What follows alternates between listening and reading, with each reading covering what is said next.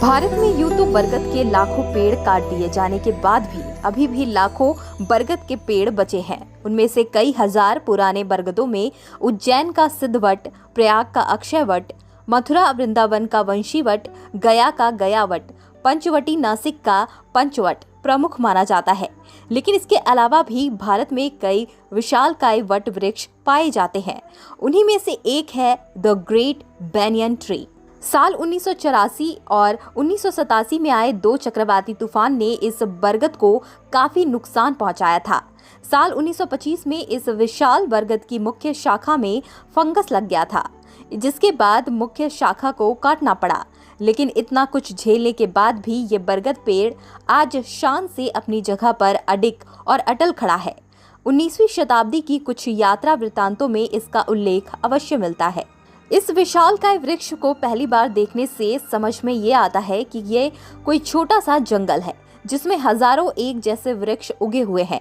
लेकिन गौर से देखने पर समझ में आता है कि ये तो एक ही वृक्ष है जिसकी जटाएं, जड़ और तने चारों ओर फैल गए हैं।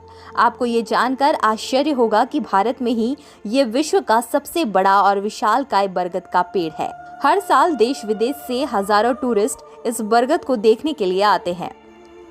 वैज्ञानिकों का मानना है कि ये बरगद दुनिया का सबसे चौड़ा पेड़ है, जो लगभग 14,500 वर्ग मीटर में फैला हुआ है। इस बरगद की 3,372 से अधिक जटाएं जड़ का रूप ले चुकी। सबसे सुखद ये है कि ये बरगद पक्षियों की 87 अलग अलग प्रजातियों को सुकून भरा घर प्रदान करती है। मूल तने की परिधि जमीन से 1.7 मीटर की ऊंचाई पर 16.5 मीटर थी। वर्तमान में ये लगभग 18.918 वर्ग किलोमीटर के क्षेत्र में फैला है। वृक्ष की परिधि लगभग 486 मीटर है।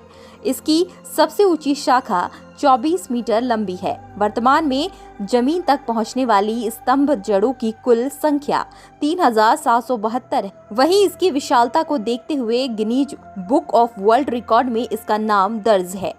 इस विशाल बरगद के सम्मान में भारत सरकार ने साल 1987 में डाक टिकट जारी किया था और ये बरगद बॉटैनिकल सर्वे ऑफ इंडिया का प्रतीक चिन्ह भी है।